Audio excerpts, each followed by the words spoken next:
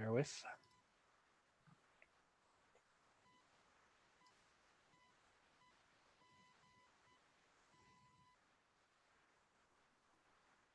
Stream is now live.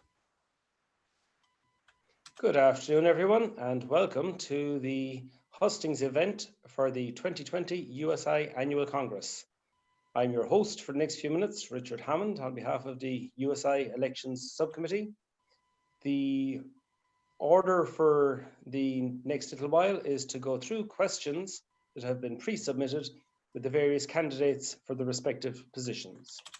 We have a number of candidates putting themselves forward for election at USI Annual Congress. I'm sure you're aware of them all, but to go through them nonetheless.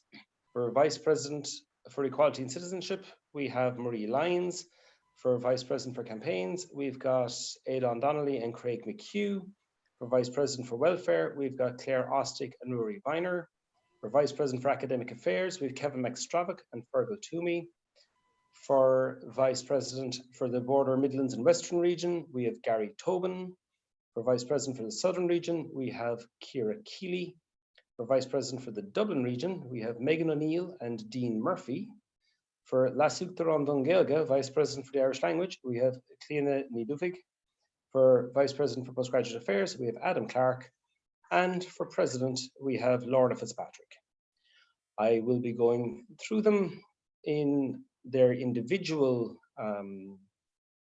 candidate boxes, so everybody else will be after logging out, so to speak, whilst we deal with the individual positions, and I will give them the questions that have been submitted. For those of you who wish to learn more about these candidates, the videos of their hustings and manifesto statements are available on the USI Congress website, www.congress.usi.ie, and naturally you're encouraged to look at the video hustings and read the manifestos and statements before determining for whom you might exercise your vote. So, all that being said, I think we shall now proceed with the Vice President for Postgraduate Affairs, where the candidate is Adam Clark of the Institute of Technology Carlow Students' Union. So, Adam, are you with me? I am indeed, Richard. Hello, everyone. Okay, Adam, so questions for you. Some questions come with a little bit of a narrative. Okay. Postgraduates, now more than ever, will need support in transitioning back into campus life and dealing with the fallout of the COVID-19 crisis. What do you see your role in this situation? Well, I'm okay to just go ahead now, yeah? Yeah. The key thing here, I think, will be establishing the postgraduate network.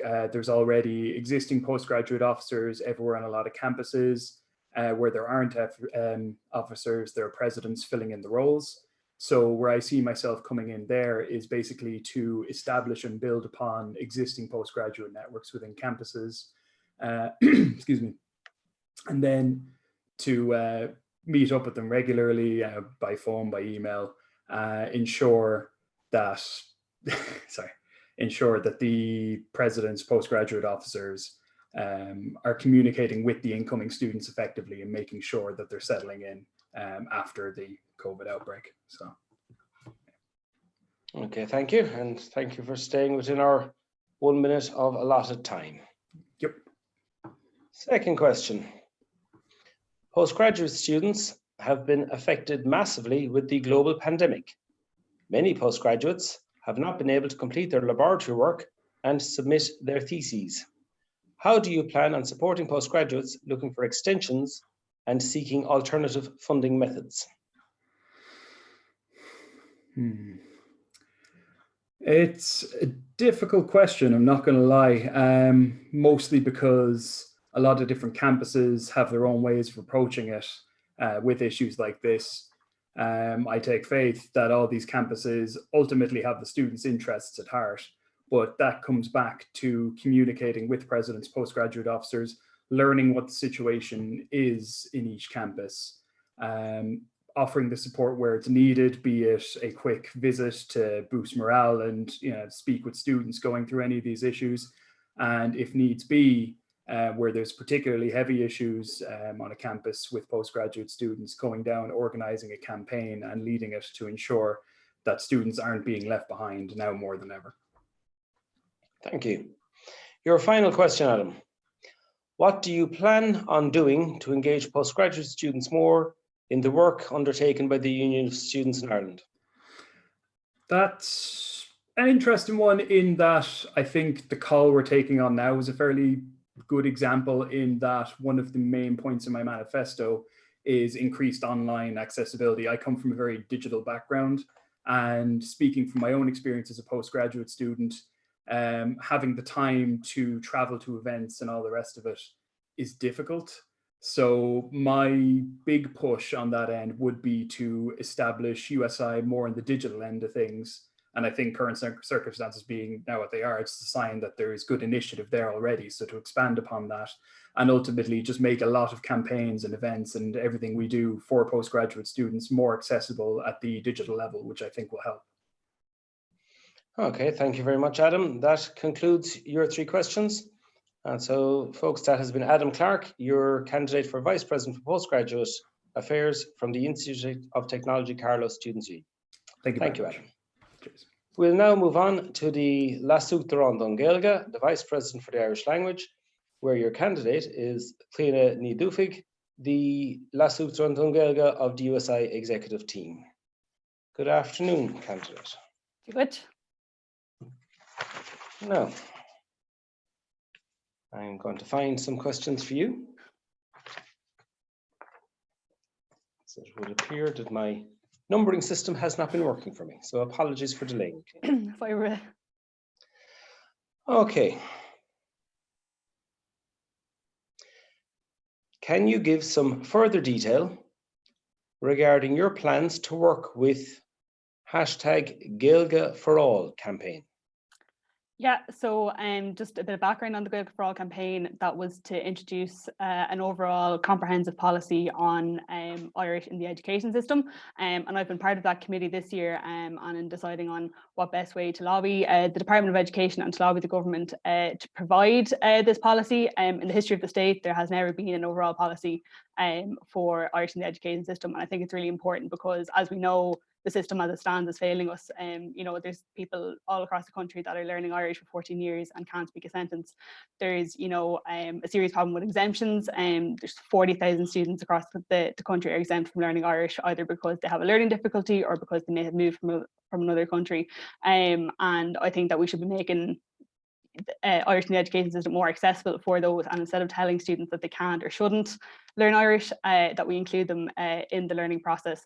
I suppose I would like to continue the work on the committee this year, working with the likes of Conor na Gaeilge, I suppose using the Custical Torha for ideas on best ways to lobby the government, and really pushing, and I suppose making people aware that Irish is not something that's kind of forced upon you. It's something that you get to learn, and it's a great thing. It's given me so many opportunities. Thank you, Cliona. Time. Okay, next question.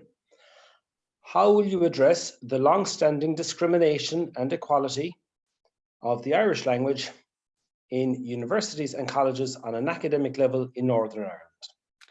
Yeah, so I have had the privilege of working with many students in the North this year fighting for Irish language rights, and it is something that I am very passionate about. I live in County Louth, and it's something that I'm really, you know, conscious of, because, you know, I live on one side of this island, and yet I have certain rights that people on another part don't when it comes to the Irish language. So I suppose for next year I would really like to improve the kind of relationship with USI and students in the North, and have a direct kind of working group and direct buy-in into how we can campaign.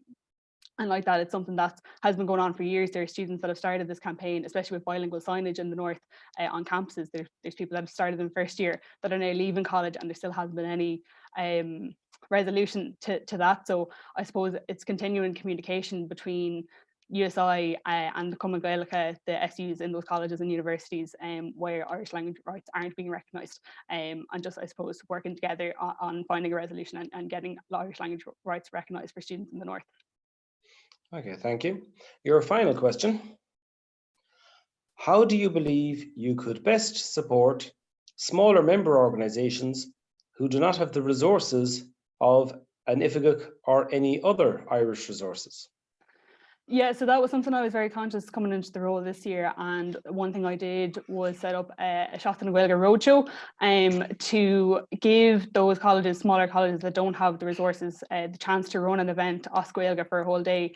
And I think people, especially in smaller MOs, maybe get a bit intimidated by Irish, or maybe even find it a bit daunting when they see Seachtain na Gaeilge. They go, oh God, I have to run an event for a whole week. It can be as simple as 1 hour Teagas Bay or Kirkle Cora or something like that. And especially with people maybe not being on campus, you know, things like online Kirkle Cora, they're going to be really important then as well. So I suppose just, you know, resources as well, and using social media, and they're all kind of things that I had kind of given out to people this year, and I'd hope to kind of further improve on that next year, and making sure those smaller MOs get the same support as bigger MOs. Thank you, Cliona. Folks, that has been Cliona Ní Dufig, your candidate for Lasú Tron Don Gaeilge, Vice President for the Irish Language. Thank you, Cliona. We'll now move on to the Vice President for the Dublin region. Here we have two candidates, Megan O'Neill from the Technological University of Dublin Students' Union and Dean Murphy from the National College of Ireland Students' Union. Welcome to you both. Now, we will start with Megan first for this question, then Dean, then for the next question, we'll go the other way around. Okay, so the first question. Supporting Students' Union is going to be a major challenge next year due to the current circumstances. And if everything continues to stay online, we will need to stay more connected than ever. Please outline how you plan to tackle this challenge. So Megan. Yeah, post-COVID-19, things are going to be very different. So what I wanted to do, if elected over the summer months, was create a strategic plan. And outlined in this strategic plan would be ways in which we can adapt to post-COVID-19. So that would be hosting online meetings, how to safely enter back into the workforce, and how to then have like online platforms like what we're on now, such as Zoom. So I think to do that, we need to have clear communication, weekly check-ins, and make sure our officers are okay. So end of week debriefs to see what issues are coming up during and how we can tackle them head on as a Dublin region. I think regional meetings are very important, and if so, when it's safe to do so, I'd like to do them in person. But if not, doing them online over Google Hangout online would be very important. But clear and communication and being a really strong support system is how I plan to tackle life after COVID-19. Okay, thank you, Megan. Dean? Yeah, so it's going to be a very difficult year over the course of next year due to the pandemic. However, my main aim is to ensure that member organisations don't go without feeling supported and come out of the circumstances that we're in even stronger. If I can't be there for SU officers and member organisations on campus, I will most definitely be there through any means of technology, any way possible. My main aim is to be there for each member organisation to offer that support, direct support through weekly check-ins, to see if there's any issues that may arise and where I can provide support to the resolution of them specific issues. I want to hold tailored trainings throughout the summer months for all SU officers to ensure that they're equipped for the uncertain year ahead. And however, these weekly check-ins as well will help me create a close-knit community within the Dublin region, and to ensure that the Dublin region and member organisations there are offered direct support for the Dublin region officer. Okay, so thank you both. Next question. Accommodation is a major topic of discussion. Please outline your plans in relation to rent increases, private accommodation providers, and digs. So Dean, we'll start with you on this one. Yeah, so accommodation is going to continue to be a serious barrier to education post-COVID-19. We need to ensure that there are pillars in place to ensure the safety of students and to ensure that they don't continue to be charged extortionate rates on accommodation. My main aim is to link in with the member organisations within the Dublin region to devise a plan to put forward to the government and stick pressure on them for them to identify the serious need for investment within the student accommodation in the Dublin region and all over Ireland. I want to link in with the VP for campaigns to push various campaigns forward to ensure our voices are heard on this serious issue. In relation to digs and PBSAs, we need to ensure students have a safety net and that they can rely on. We need to implement policies to safeguard students so that landlords can't leave them in the lurch. And again, I cannot do this alone. We need strong opinions behind these policies. So that's why I want to link in with the Dublin member organisations to devise and create that plan to have a strong policy to put forward to the relevant parties. Accommodations shouldn't be a student worry or concern. Students are being priced out of education, and we need to see a stop to it. So they're my plans going forward in relation to accommodation, digs and PBSAs. Thank you, Dean. Megan? Yeah, accommodation is something I'm very passionate about, and as a welfare and equality officer, it's something I've had a great insight into. So if elected, what I want to focus on is having more purpose-built student accommodation rather than luxury. We do not need luxury accommodation, nor can we afford it. Students are not cash cows, and it's why I think we need to boycott these luxury accommodations. I also think we need to enforce rent caps and freezes. What we've seen happen to Trinity and Maynooth alongside down in Galway was just not okay with the 4% increases. That's something I want to put a stop to. So we need legislation in place. We need to put legislation in place also for digs and for students living in digs. I know out in Tala, that's all we have, and students can be asked to leave at any time. So that's why I want to get legislation in place, and I'll be that email on a Monday morning for a TD asking them to meet and put this legislation forward. Lobby days are brilliant. National campaigns are brilliant. So I want to enforce, break the barriers and raise the roof, and I want to put forward strong national campaigns, which I feel as a Dublin region, if we strengthen that relationship, we can put forward really brilliant national campaigns to end the housing crisis that we are in. Students deserve a right to education. Okay, so thank you both.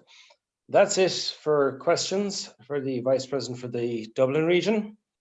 So folks, these have been your candidates: Megan O'Neill from the Technological University of Dublin Students' Union and Dean Murphy from the National College of Ireland Students' Union. Thank you both. So we shall now move on to the Vice President for the Southern region, where our candidate is Ciara Keeley from University College Cork Students' Union. So Ciara, some questions for you when you're ready. Yeah. Okay. How will you support member organisations going through a technological university merger?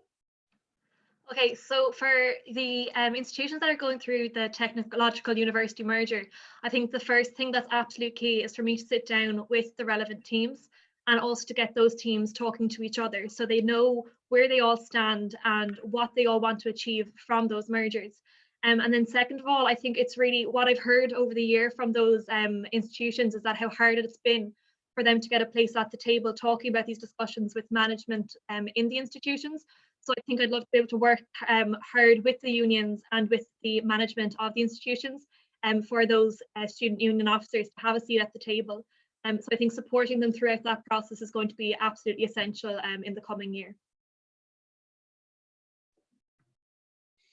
Okay, thank you. Your next question. How do you plan on holding training for part-time officers to ensure they know about the Union of Students in Ireland and are prepared for their roles? I think for part-time officers, something that's going to be very important is to have localized trainings for all the part-time officers. So whether that would be me traveling to the campuses or holding online kind of webinars to facilitate the trainings. But I think every college works differently, but gathering the part-time officers from one institution at a time can actually help, I suppose, to focus the issues that they're coming across and can also focus what works best for that institution. And then maybe at a later date have a larger gathering online of the part-time officers across the southern region. But I think it's really important that first of all, to kind of set up this training and to facilitate it properly, it'll have to be institution by institution. Okay, thank you. Your final question. How do you plan on supporting member organisations who may have conflicts within their teams? Yeah, so that's obviously probably a very common one for teams to be dealing with. But I think the biggest thing that can happen in that situation is that I will be able to sit down with the officers in question, maybe on their own at first, to talk about their issues and maybe try and be like a mediator in the process. I think in working environments, the absolute key that you have to be open and honest about conflicts within the team. And if you get them all out in the open and out in the air, then usually you can be able to work towards finding a solution and understanding each other a bit better, because that's where I think most of the conflicts arise. is usually when you kind of maybe hold something in that you want to speak to someone about, and it's not whatever you're being said, whatever you're saying isn't being heard. I think having open dialogue and sitting down with officers is going to be absolutely key for mediating any foster issues. Okay, thank you, Ciara. Thank you. That completes your questions. So folks, that has been Ciara Kelly from University College Cork Students' Union, your candidate for the Vice President for the Southern Region. So that moves us neatly along to the Vice President for the Border, Midlands and Western Region, where your candidate is Gary Tobin of Galway Mayo Institute of Technology Students' Union. Hello. Hello, Gary. So one question for you. What's the most important job of a regional vice president? Yeah, that's a really good question, and that answer could vary from regional officer to regional officer. As I said in my manifesto, I suppose the first and foremost thing for the regional officer is to try and facilitate a positive environment that would allow the sabbatical officer to grow and flourish within their role. So a big thing I believe in is facilitation, communication, and engagement. And these are words we hear quite a lot, but when you dig into them, you realize there's actually quite a lot more you can do with that, and really promote that within SUs and promote how they work. So it's really allowing the sabbatical officer to flow within their role, but also doing that from the ground up and really just promoting a positive environment and making sure to work on the ground with these officers in supporting them and really getting to know their campuses individually. So finding those individual things that make them unique, but also helping them find a collective meaning. And when you can find that meaning, you can really find a point of reference for which to drive the region. So that would be my answer to that question. Okay, thank you very much, Gary. Okay, so that has been Gary Tobin of Galway Mayo Institute of Technology Students' Union, your candidate for the Vice President for Border, Midlands and Western Region. So we'll now move on to Vice President for Equality and Citizenship. Hi, Richard. Your candidate is Marie Lyons, the current Vice President for the Border, Midlands and Western Region of the USI Executive Team. Hello. Hello. So, first question. How do you plan to engage students in equality events during COVID-19? I think it's a really good question to ask in regard to, obviously, COVID-19 has changed a lot of the ways that we do things. And I want to firstly commend the fantastic work that SUs across the country have been doing to move their events and campaigns online. Even USI, the past few weeks and months, we've moved a lot of our events online and started doing different events. So having a webinar series online as well, which is a fantastic initiative, and we're hoping to continue that this year. One thing I definitely would do is try to increase our use of our online platforms and possibly introduce different platforms, for example, the use of like a podcast series where we can actually get students on, hear their stories, their events and campaigns, and really promote and give a voice and platform to students on the ground. Okay, thank you. Next question. What are your plans to tackle the direct provision system, and how do you plan on engaging with students living in these centres? I think it's a fantastic question, and realistically, the direct provision system at the minute is archaic and it's not fair and doesn't care for our asylum seekers. So I think it's something we definitely need to tackle and can be one of our main issues this year.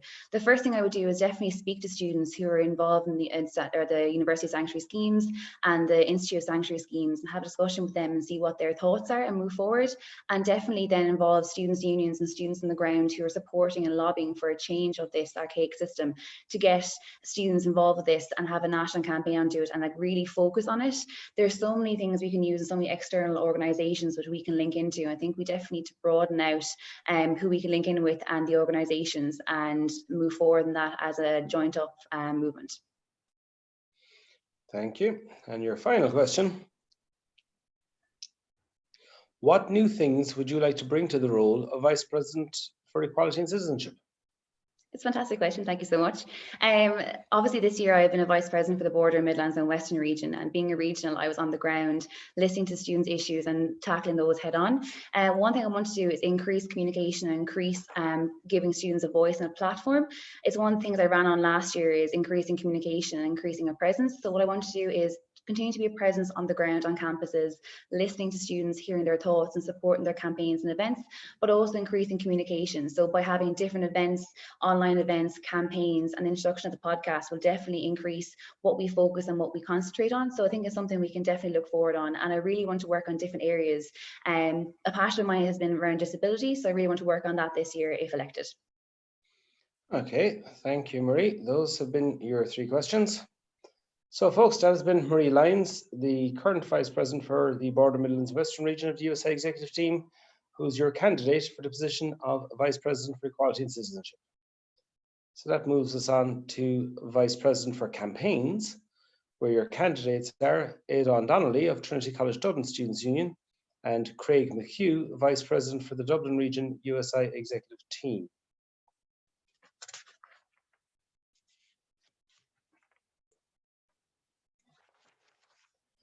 Okay, so we'll start with Aidan for the first question.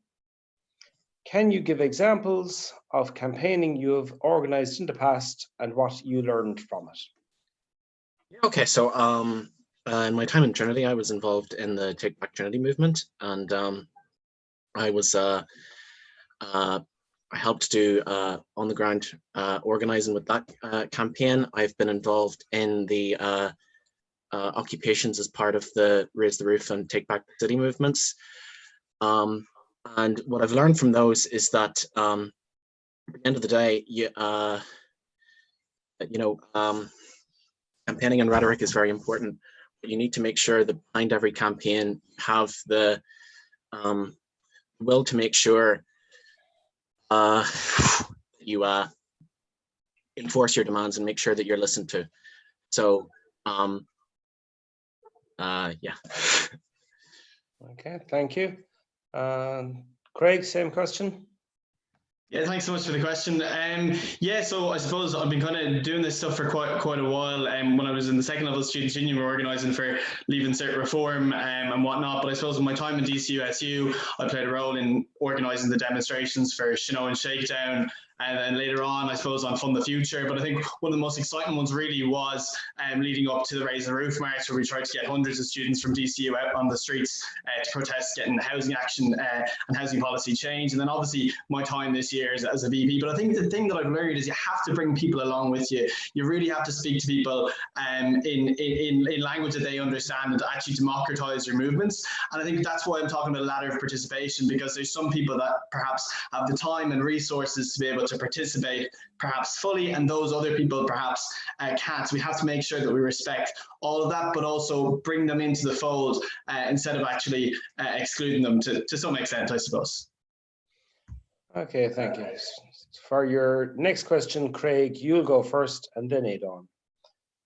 So Craig, what do you identify as the major issues affecting students in the north of Ireland living in private rented accommodation, and how do you plan to tackle these, including these issues, in national housing campaigns?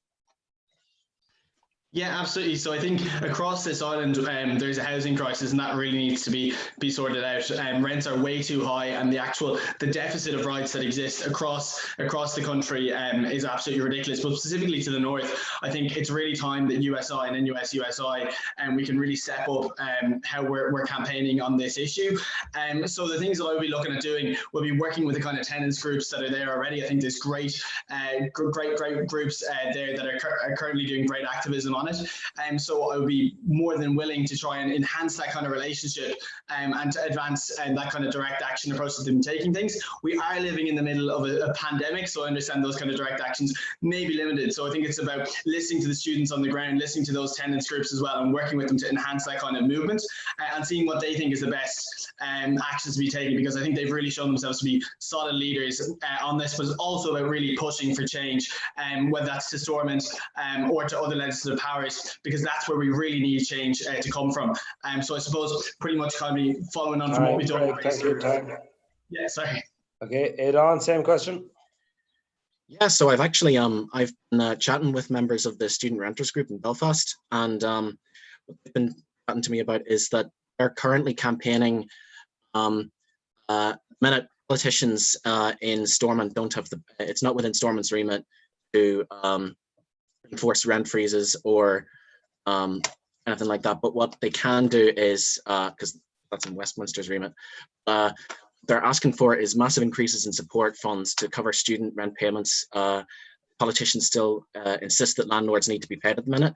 So what we need to do is ensure that we engage with those, bring further public support to that, and make sure that Stormont politicians listen to what the student activists on the ground at the minute are telling them, because students can barely afford, especially with the current COVID-19 crisis that people are trying to deal with at the minute, they can barely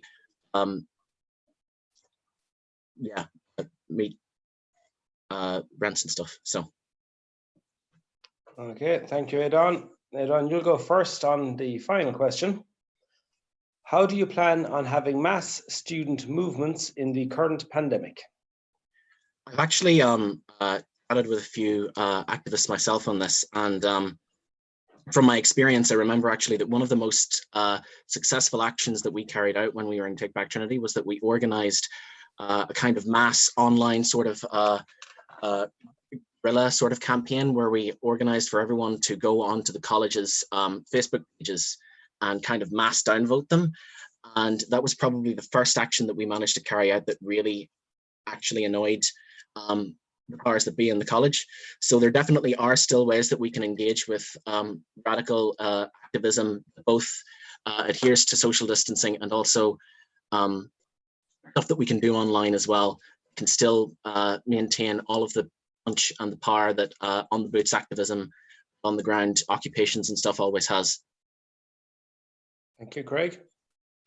Yeah, so I think this pandemic is obviously awful. It's terrible that we're in this situation, but I think it's also given us the opportunity to really think about how we can do things differently. So I think what Aidan represents there with online campaigning is great. We've seen what they did with Debenhams and that kind of stuff, and that's fantastic. We've been also trying to do that stuff as well with Refund the Rent this year in terms of downgrading the ratings of PBSA online. But I also think it's time that we really caught people's attention in like creative different ways. So I think if you look at the campaigns perhaps that were done by Inner City Helping Homeless, for example, outside Dublin City Council, then Pitch and Tent, stuff like that. Really great things that capture people's attention and change people's views on things.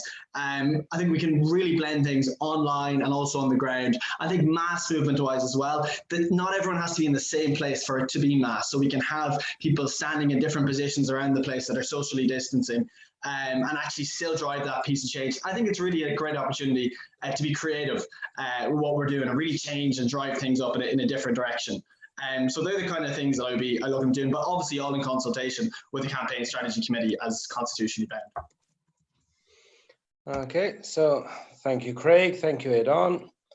And that concludes your questions. Folks, these have been your candidates for Vice President for Campaigns: Aidan Donnelly from Trinity College Dublin Students' Union and Craig McHugh, the Vice President for the Dublin region from the USI Executive Team. We'll now move on to the position of Vice President for Welfare. Here, our candidates are Claire Ostick from NUI Galway Students' Union and Rory Viner from Maynooth Students' Union. So folks, again, we will go every second one for the starting question, but Claire, in deference to the alphabet, you'll go first. So what are your plans to tackle, apologies, started on the wrong line. How will you support welfare officers with casework? Absolutely, and that's probably one of my favourite questions that I could have been asked. One of the most important roles of the welfare officer in USI is to provide support for welfare officers in all SUs who are part of USI. So particularly with this time and the circumstances, it's going to be a lot more difficult to have effective engagement and regular communication. So what I want to do is have regular check-ins with welfare officers. I want to ensure that they're supported, that they have the training necessary to support their students with all the new different types of challenges emerging when it comes to finances, accommodation, dealing with students in distress, finding it difficult to adapt to online learning. So I also want to ensure that all the issues of individual SUs are referred back to USI. So when we run campaigns that are tailored to specific campuses, so they get the most out of the USI membership. So supporting officers and SUs is one of the most important things that the welfare officer can do, and it's so important to have that regular communication, that effective. Thank you, Claire. Time. Rory, same question. Yeah, in terms of casework, I think that referrals are really important, in that a welfare officer won't always be qualified to deal on their own with every issue that students have. So they need to have a list of professionals they can refer students to help them to liaise with the supports that are available to the students, and to put the students in contact with whoever can maybe deal with the issue if it's not something the welfare officer can deal with on their own. So it would be important to me to have that list of referrals for every welfare officer, and to put them in touch with people in their local area or near their member organisation who can help with referring students as well. And then with training as well, which was really important when I was chairperson of the Mental Health Society in Maynooth, was that we were just students, so we needed to feel like we knew what we were doing if we were interacting with students with issues. So we organised, I think, 5 or 6 safe talk trainings and different trainings like that, that meant we felt more comfortable when students were coming to us in crisis. Okay, thank you, Rory. Time. Right, Rory, you're up first. If you could achieve one thing next year, what would you wish it to be? If there was one thing I could achieve, I think it would be probably around student mental health. I think it would be for students to have access to a fully resourced mental health team while they're in college, similar to how they would get in their own community from the HSE, which is something that they don't have at the moment. And as the USI mental health report showed last year, it's a serious issue. And as other research has showed, it's a reason that students drop out of college time and time again, is they have mental health issues in college and they just don't have access to the proper support. They can get max a few counseling sessions, but they can't actually have, if they have more serious issues, those can't be dealt with on campus. So that would probably be the number one for me, along with issues like accommodation and Susie. It's hard to pick just one, but that one is seriously causing students to drop out on a daily basis. Okay, thank you. Claire? Yeah, absolutely. I'd have to agree with Rory on this one. I think well-being as a whole, so that's mental, physical and sexual health, because they're interconnected and they all kind of relate back to well-being. So well-being is fundamental to all of our interactions on a daily basis, our college experience. So supporting students during this difficult time when it comes around to mental health, ensuring that they have the support services, whether the counselling services have to adapt and move it online, whether it's sexual healthcare facilities, whether it's physical health, and encouraging students to be active or eat healthily or have a good routine in place during lockdown, and also then supporting welfare officers so they have the best tools and resources to support their students. So well-being as a whole would have to be my number one priority, and ensuring that the current circumstances don't impact on their experience for next year when it comes to accommodation or finances, or online learning as well. Yeah. Okay, thank you both. Final question. Claire, this time you'll be first. Clubs and sports are often forgot about, and USI has limited interaction with them. What would you like to implement to improve this relationship and overall student welfare when it comes to clubs and sports at third level? Yeah, great question. So in terms of clubs and societies, so we have lots of different groups of students part of USI, and it's important to focus on all of the different groups that we have. So when it comes to sports in particular, I want to empower women in taking part in, for example, the 20 by 20 initiative, which is encouraging women to participate in sports. I was an ambassador for it this year. So it's important to promote that healthy lifestyle, the healthy well-being, and just reach out to all the different clubs around the country and see how we can engage with them on a welfare kind of remit. So that would incorporate welfare, mental health, sexual health and physical health under the one umbrella term. So having good engagement, regular communication, and ensuring that their voices are heard and adapting it to the different campaigns that we run, and just promote sports and participation instead of just having it all competitive. Okay, thank you, Rory. Yeah, clubs make a huge difference to student mental health and student welfare on campuses, and give students a community and a friend group when they come into college as well. So, and as well as the impact that physical health has on mental health. So I agree that we need to continue our partnership with the 2020 Women in Sport campaign, which was really great that USI partnered on this year, and that we should continue going forward.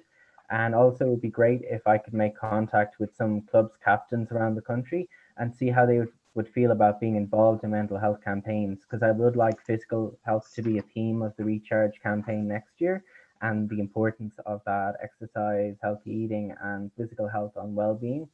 And clubs captains and the clubs on campuses could really help, because they have all the resources for physical health to be a bigger part of campaigns. Okay, so that concludes the questions. Thank you both. Folks, these have been Claire Ostick of NUI Galway Students' Union and Rory Viner of Maynooth Students' Union, your candidates for the position of Vice President for Welfare. Thank you both. So we'll now move on to the position of Vice President for Academic Affairs. For this position, we have two candidates, Kevin McStravick, the Vice President for Academic Affairs of the USI Executive Team, and Fergal Toomey from NUI Galway Students' Union.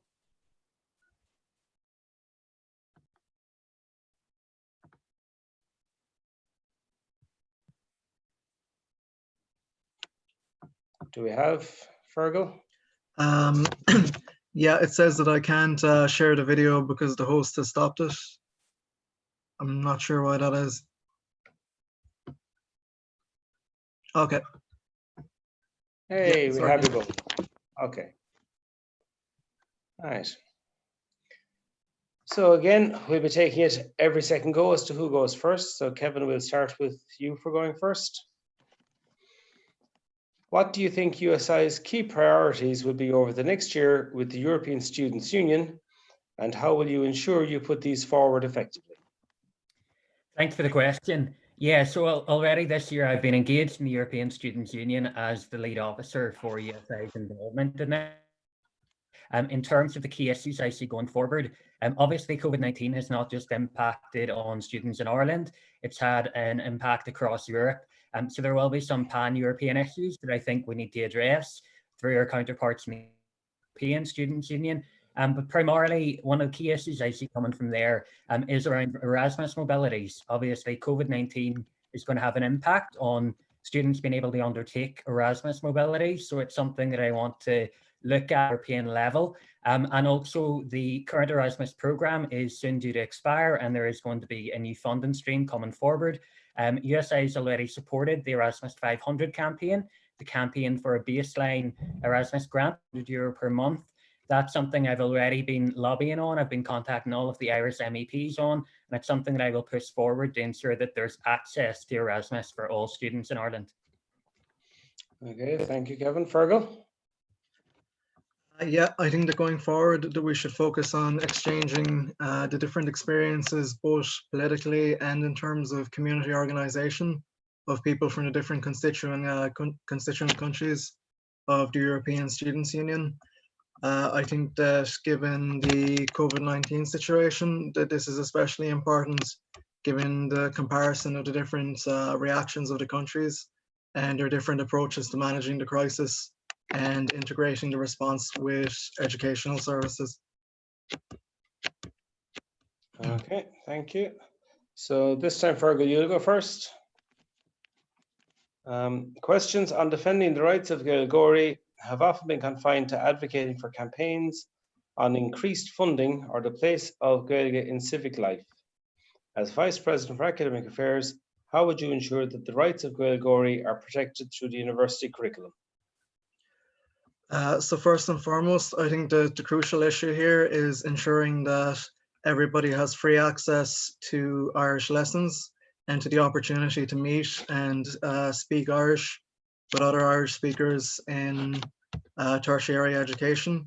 So I think there's an onus on the USI to provide this content at every university and institution that it has access to engage with academic officers about making these community services available for people who speak Irish, so that there isn't so that the onus isn't placed on students themselves try and bring these different things together, but that they're earmarked for funding, and that students have the sense that Irish is enshrined in a stable position where access is open to all. Okay, thank you. Kevin? Yeah, really good question. Thank you. As a man from the north, and as someone who's worked in a local students' union, I know only too well some of the issues that Gaelgory face in terms of engagement within education. I suppose from an academic affairs perspective, one of the key issues that I see coming forward, and I know there's going to be a motion coming on this at Congress, is around Gaelgory having access to courses through Irish and that aren't Irish itself. That's something I think we definitely need to be pushing for. I know it's something that the Lasutran on Gaelga will be working on, but it's something that I'd be very keen to support them in. I've tried to support the work of the Lasutran this year as much as possible, and I'm keen to do that, to continue to work with Gaelgory and continue to work with the Krista to ensure that we are truly representing and advocating for their issues when it comes to Irish medium education in particular and engagement in third level and Irish speaker. Okay, thank you. Kevin, you're up first for the final question. How would you ensure that efforts to embed student partnership are not co-opted by colleges, and that student partnership and co-creation remain radical proposals for students to reclaim their educational agency? Brilliant question. Yeah, this is something I'm hugely passionate about. I think if you sort of cut me down the middle, student partnership there. It's something that I have been pushing on this year through things like the NSTEP programme, but also in pushing for the Department of Education to sign a National Student Partnership Agreement. I have a meeting in the to work on this issue already before my term is out, and it's a reason that I'm so keen to be re-elected for another term. I'm really keen to ensure that the rights of students in terms of partners are advocated effectively, and I think that it's one of the key issues that we need to be working on over the next year, and something that I will be taking forward if I'm re-elected. Okay, Fergal?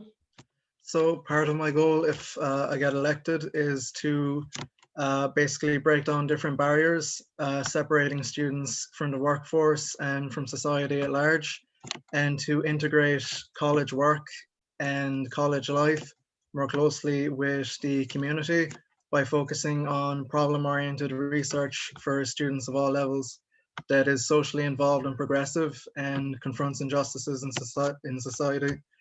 So I think fundamentally we should be looking at politicizing all aspects of student life and ensuring that students have a voice in all political issues, especially given that with COVID-19, things are moving more and more towards the already ongoing process of integration with self-directed learning and online learning, that the actual on-campus education should be geared towards students coming together to look at community issues. For example, with the likelihood of a renewed effort of austerity, that students will look at protecting tertiary institutions and protecting access to education.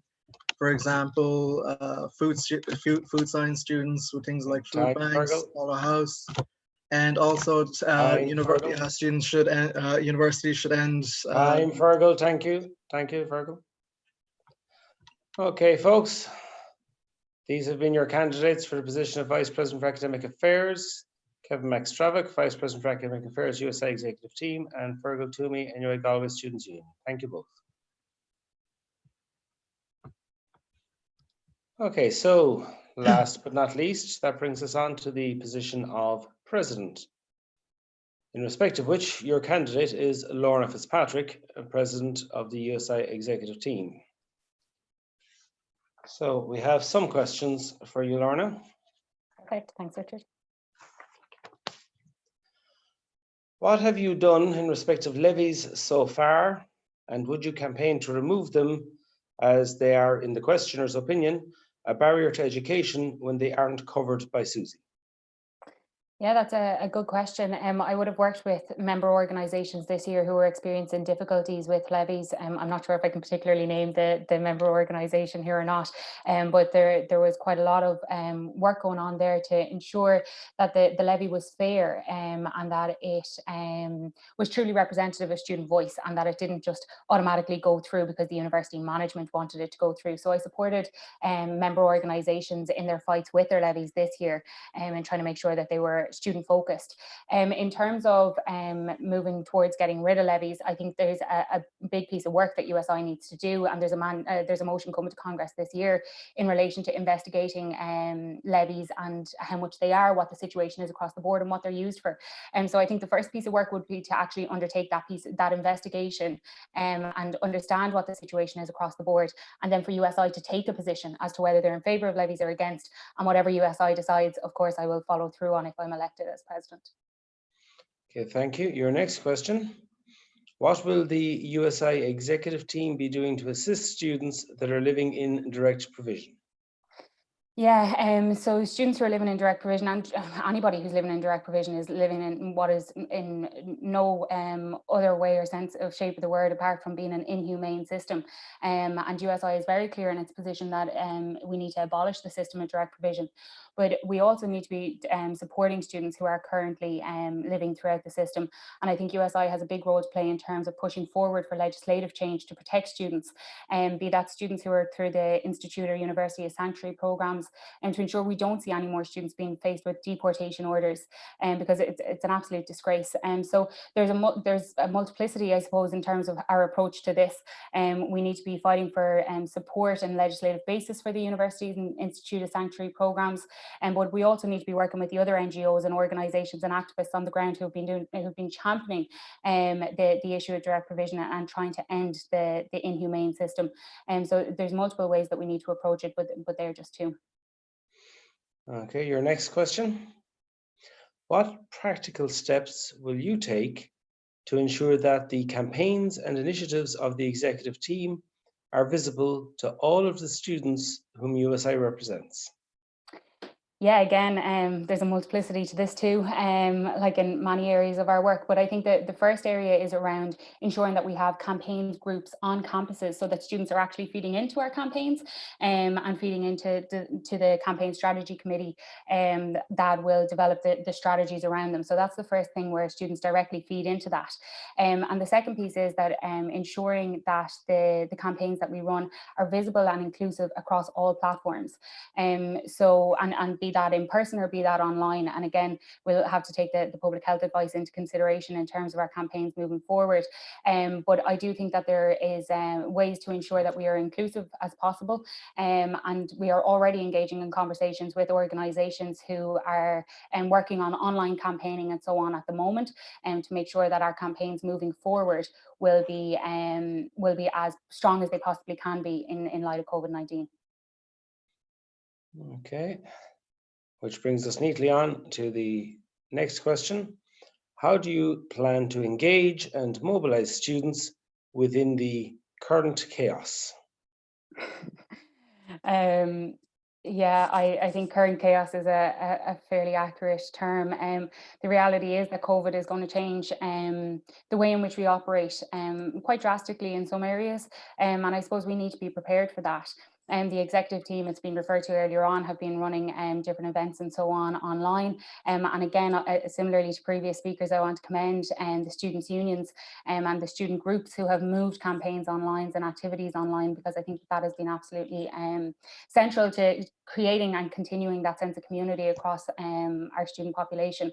But again, USI has a role to play in that, in ensuring that, again, students are feeding in to whatever campaigns and events that we are running, and making sure that they're accessible for all of our students and all of our members across the board, and that they're tackling the issues that are most important to them in light of COVID-19, be that online learning, be that accommodation, or be that any other issue really that students are facing in light of COVID-19. Okay, your final question. Will USI work with the Secondary Schools Students' Union to ensure that their issues with this year's Leaving Certificate are not forgotten once they move on to third level education? Yes, most definitely. And I suppose just to, for everyone's awareness, we have been working with the Irish Second Level Students' Union, and I've been in constant contact with the president, as have other members of the executive team, to make sure that we can offer our support in any way that we possibly can on the issues that they are facing. So we're keeping that regular communication at the moment, and we're ensuring that we're bringing that through in any platforms that we have, be that with the Department of Education or with any of the representative bodies within the institutions, to make sure that the issues that students are facing coming into third level are being addressed, and that suitable supports are being put in place for those students, and be that through the institutions or be that through government initiatives like changes to SUSI and so on. So we are currently involved in that communication, and I 100% are committed to remaining as focused on that communication and that partnership approach, and to ensuring students are protected throughout their entire studies, but also through when they're entering through the really different system, I suppose, that we're facing at the moment. Thank you, Lorna. That concludes the questions that I have for you. So folks, that has been Lorna Fitzpatrick, your candidate for President of the Union of Students in Ireland. So that concludes the Hustings question session. You have had an opportunity to hear each of the candidates address the questions which you have submitted. You also have the opportunity, as mentioned at the outset, to view their campaign videos, read their manifestos, etc. on the Congress section of the USI website. The elections will take place on Tuesday afternoon, and it is intended to announce the election results on Wednesday morning. So I'd like to thank all of the candidates for their participation and to wish them all well in the elections.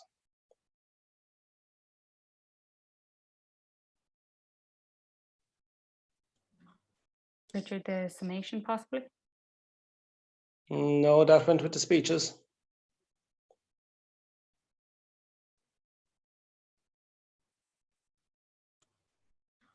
I guess we're done then.